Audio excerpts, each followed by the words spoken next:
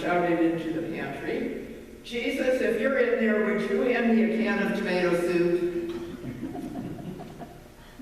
You just imagine it. Being afraid of the dark. It's something most of us understand.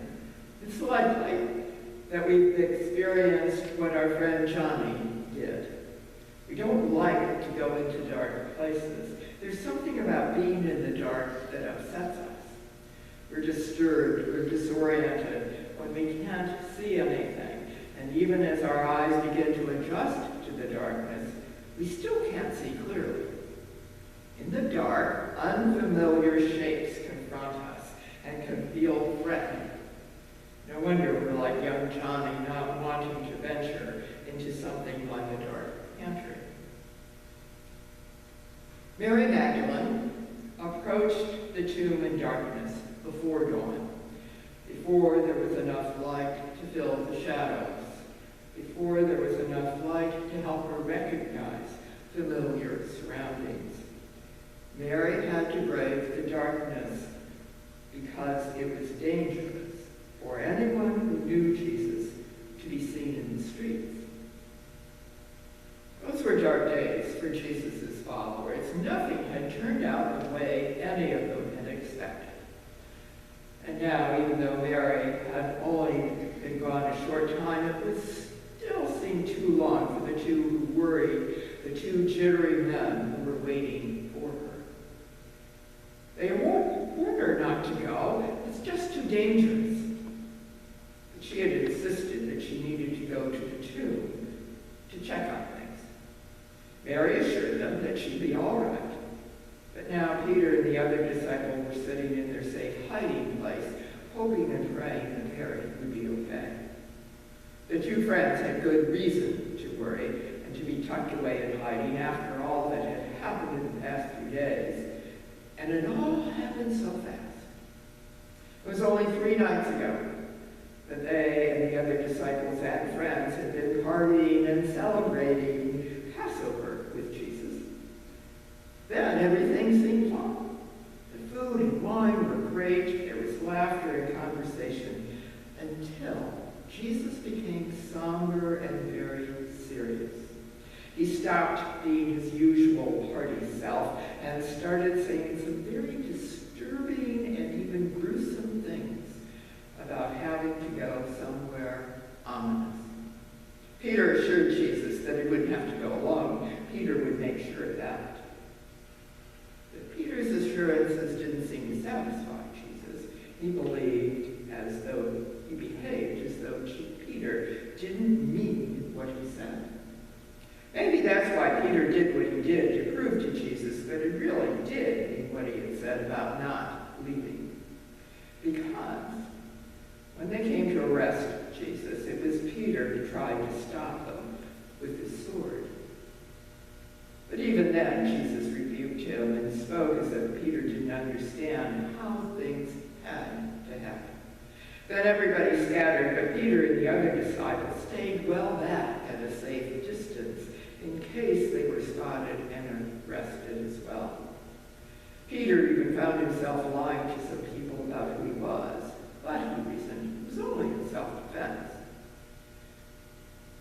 Peter was amazed that things had gone so far. He and the others hid out, thinking that Jesus would be released in a little while and rejoin them. Instead, they heard to their horror that Jesus had been crucified. Crucified!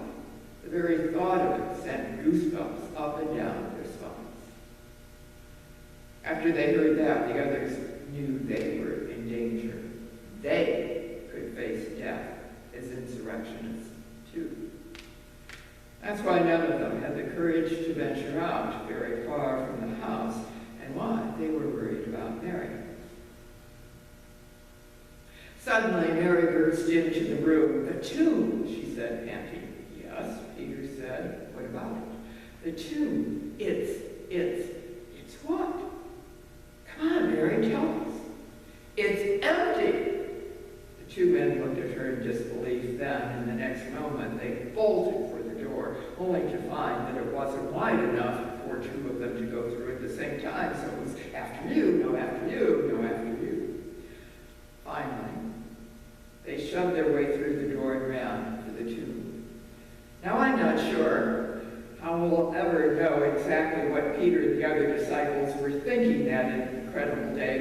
imagine their minds were racing just as fast as their feet were. They had to see for themselves. Is it true? How can it be? What did it all mean? Why were they doing this? Was this a trap? Were dangers waiting for them at the tomb? Now in his day, Peter was quite an athlete. But that day, his feet felt like lead. The other disciple outraced him and arrived at the tomb first, with Peter running a close second. After you, no, after you, no, after you. Well, what was Peter supposed to do? For crying out loud, who in their right mind would want to be the first to venture inside a tomb that had been mysteriously opened? Finally, Peter took the plunge and crawled inside, but he didn't plan to stay long. He glanced around wildly to confirm there was no body lying there. Then he grabbed the arm of his friend and said, I don't like the looks of this. Let's get out of here. They almost ran up, arm in arm, looking straight ahead of them, hoping no one had seen them leave. Do you think anyone saw us? Peter asked nervously. No, we weren't there long enough, said the other. Tombs give me the willies. How about you? Asked Peter. His friend nodded, but he didn't say anything. What do you make of it? Asked Peter. His companion looked thoughtful, but still didn't utter a word. I'll tell you what I think, said Peter. I think it's a plot. They're going to try to trap us. We'd better lay low and hope they forget we even exist. The less said about this, the better. But what about Mary? Mary didn't come and run. She stayed at the tomb. She had questions that demanded to be answered. She wanted to know who stole the body. Where was it? You see, all Mary wanted to do was take charge of things. But how could she, with an empty tomb staring her in the face? Mary finally took a deep breath and stuck her head inside the tomb once more, except now she was crying. Tears of grief and desperation poured from her. Suddenly, from the darkness, a voice called out, Why are you crying, Mary? Through her sobs, Mary explained that someone had taken Jesus' body and she didn't know where he was. You see, Mary, like the others, was convinced that someone had stolen the body and hidden it away. She still didn't know. Once upon a time, a little girl went to church for the first time, and it was Easter. When she came home, her parents asked her what she had learned. She replied, aliens came from outer space, lived on Earth for a while, and then left. God is one of those aliens, and after death, we go in a spaceship to live with God. Her parents looked at each other incredulously and asked her, Are you sure that's what you were told? No, she replied, but you would never believe what they did say. Friends, resurrection isn't logical. It doesn't make sense to us any more than it made sense to the girl who thought aliens from outer space made more sense than the resurrection. What we do know is that when a human being goes into the ground or inside a tomb, that's that. You don't wait around for the person to reappear so you can pick up where you left off. Not this side of the grave, anyway. As painful as it is, you're forced to say goodbye and try to get on with your life as best you can. And Mary was no different from the rest of us. She may have been more willing to believe in aliens and spaceships than the resurrection of Jesus. It's no wonder that Mary was confused and worried, because what happened next wasn't natural, and so the only thing she could think of was that something sinister had happened to the body of Jesus. The notion of the resurrection didn't even occur to her, just as it didn't occur to Peter and the other disciple either. All they could understand was danger and the need to run and hide. Thankfully, even though Mary wasn't getting it, she at least hung around the tomb long enough to hear but that really just added to her confusion. Finally, as she turned to leave the graveyard, she bumped into the gardener without even seeing him. And when she did notice him, all she could think to do was ask him where they had hidden the body. "What did you do with him? Where is he? Tell me so I can take him away." Don't you wonder what Mary thought she would do? Was she going to heave the body over her shoulder and cart him off all by herself? What Mary asked was unreasonable, but the gardener didn't seem to mind. "Mary," he said, and that's all it took.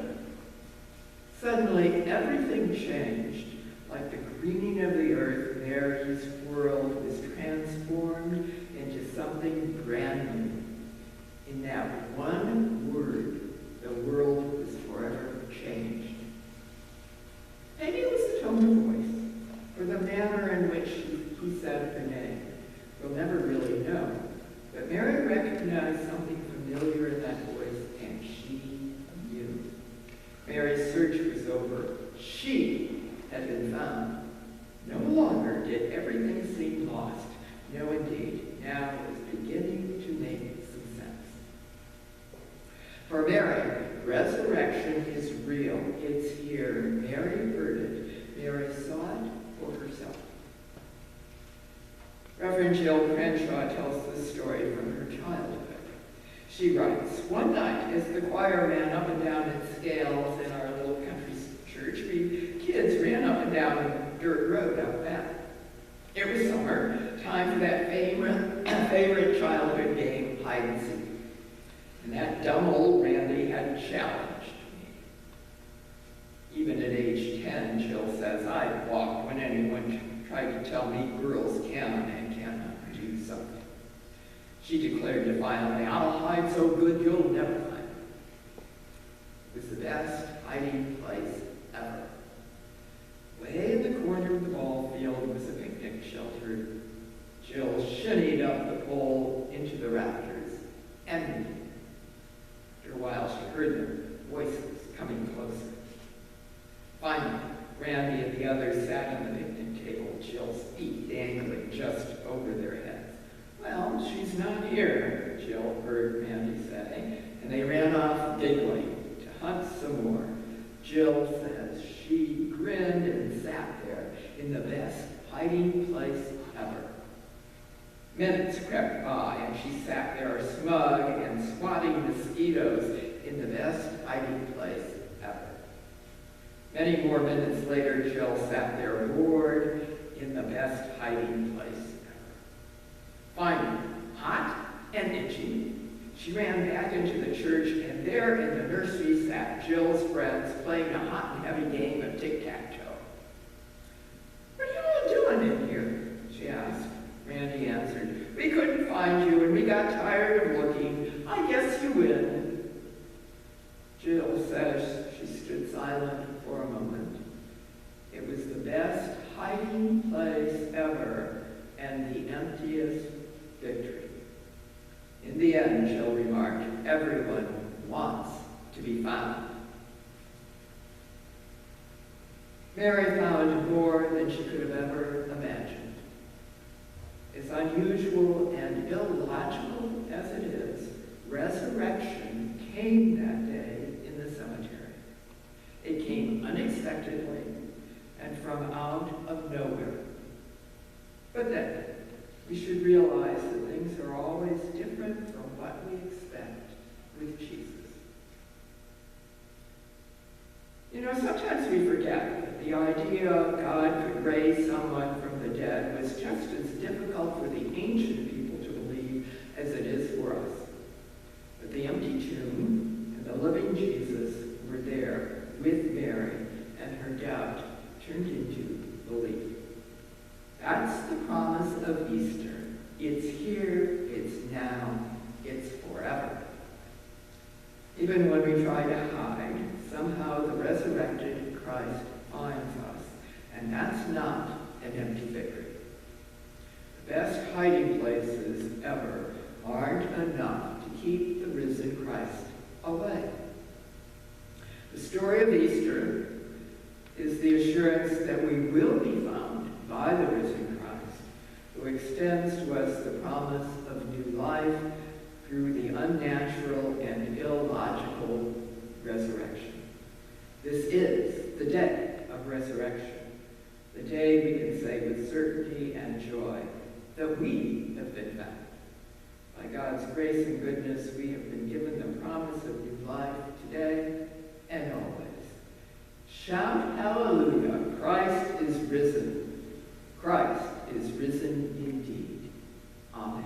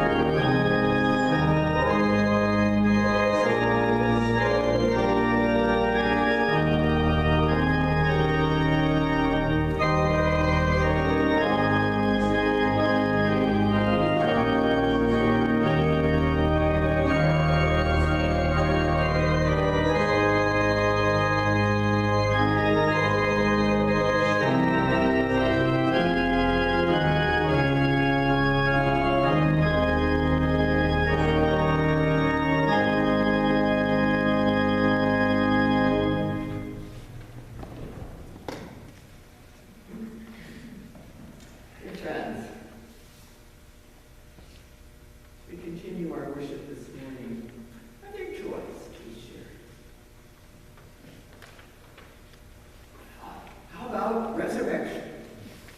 That's a joy. And also, our joy filled with all the flowers that we have this morning. They're truly beautiful. Along with joys, we have concerns. Are there concerns to be lifted up this morning? Concerns for our caregivers that are risking Thank you very much, caring Sandy. and sharing with That's us. right. We continue to offer our prayers of thanksgiving and concern